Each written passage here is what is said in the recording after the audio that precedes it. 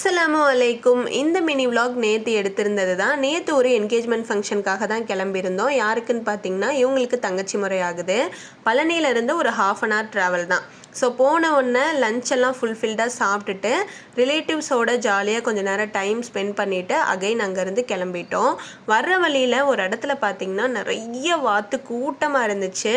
பார்க்குறதுக்கே அது ரொம்ப நல்லா இருந்துச்சு. ஸோ ஒரு இடத்துல வண்டியை நிறுத்திட்டு கொஞ்சம் நேரம் அதை வேடிக்கை பார்த்துட்டு அகைன் கிளம்பினோம். டீ குடிக்கணும் போல் இருந்ததுனால போகிற வழியிலேயே ஒரு டீ ஷாப்பில் நிறுத்திட்டு டீ ஸ்நாக்ஸ் எல்லாம் சாப்பிட்டு அப்படியே அங்கேருந்து கிளம்பியாச்சு. ஒரு ரோட் சைட் கடையில் பார்த்திங்கன்னா நிறைய மேட் வெரைட்டியாக வச்சுருந்தாங்க. ஸோ அதுவுமே ஒரு 2 செலக்ட் பண்ணி வாங்கிட்டு வீட்டுக்கு வந்தாச்சு.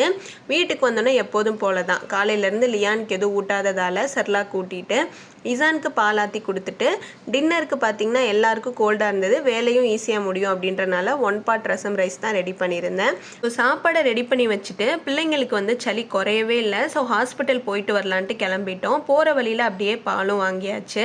ஹாஸ்பிட்டலில் இசானுக்கு என்ன சொல்லியிருந்தாங்கன்னா, புதுசாக ஸ்கூலுக்கு போகிறான்ல அந்த டயர்னஸ்னால கூட இப்படி உடம்பு முடியாமல் போயிருக்கலாம், 2-3 டேஸ்க்கு ஸ்கூலுக்கு அனுப்பாதீங்கன்ற மாதிரி சொல்லியிருந்தாங்க. அப்புறம் வரும்போது இவங்க ஷவர்மா சாப்பிடணும் போல் இருக்குன்னு சொன்னாங்க. நாங்கள் ஷவர்மாலாம் சாப்பிட்றதே இல்லை, வருஷக்கணக்கு ஆகுது. ஸோ 2 பேத்துக்கும் வாங்கிட்டு வீட்டுக்கு வந்தோன்னா டின்னருக்கு இசானுக்கு ரசம் ரைஸ் ஊட்டியாச்சு.